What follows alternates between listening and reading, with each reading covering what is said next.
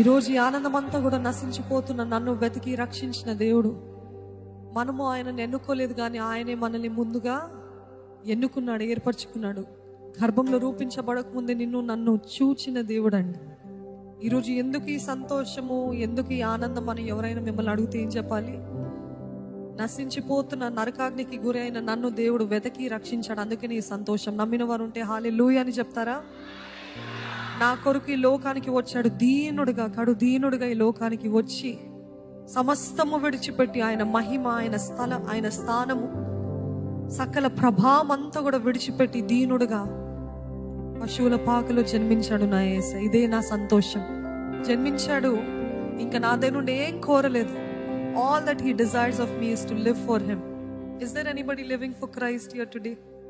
ఎవరైనా యేసయ్య కోసమే నేను బ్రతుకుతున్నాను అన్నవారు ఉన్నారా? ఇంతేనా? సమస్తము విడిచిపెట్టిన దేవుడు ఈరోజు మనల్ని కోళ్ళు, గోళ్ళు, పొట్టేలు, బలులు, అర్పణలు ఇవి కోరలేదు, కానీ ఏం కోరాడండి? మన హృదయము సజీవ యాగంగా ఆయనకి సమర్పించుకోవడం. దేవా నీకు వందనాలు, నీకు స్తుతులు. నశించిపోతున్న నన్ను వెదకి వచ్చావు, దాన్ని బట్టి నీకు కృతజ్ఞతలు అంటూ మనం అందరము చప్పట్లు కొడుతూ ఈ పాటను కూడా పాడుకుందామండి.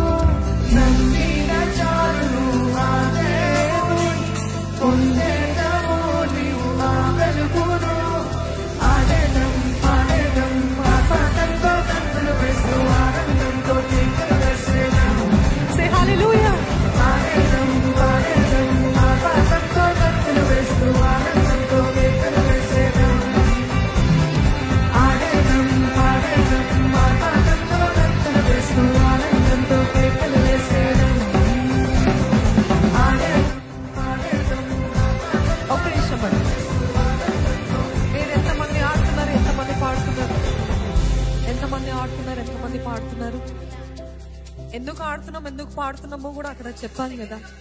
ఎందుకు ఆడుతున్నాం? Is everything all right? Is everything all right?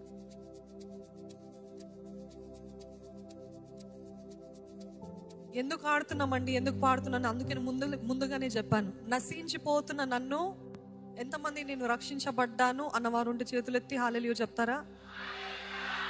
యేసయ్య నన్ను రక్షించుకున్నాడు అన్నవారు ఉంటే హల్లెలూయా అని చెప్తారా? అందుకనే మన ఆర్భాటం, అందుకనే మన ఆనందం. నా కోసము మాత్రమే దేవుడు దిగి వచ్చాడు. ఈ లోకంలో ఎవ్వరున్నా లేకపోయినా, ఒక్కవేళ మీరు ఒక్కలే ఉండుంటే, మీ ఒక్కరి కోసం వేసే సమస్త మహిమను విడిచి వచ్చి ఉండేవాడు. నమ్మితే హల్లెలూయా అని చెప్తారా? ఆనందముతో కేకలు వేసేదము అనే ఆ మాట వచ్చినప్పుడు మీరందరూ వెంటనే హల్లెలూయా అని చెప్పాలి. ఓకే? ఆడేదం, పాడేదం, ఆర్భాటంతో కంతులు వేస్తూ ఆనందంతో కేకలు వేసేదం. రెడీ? ఎస్.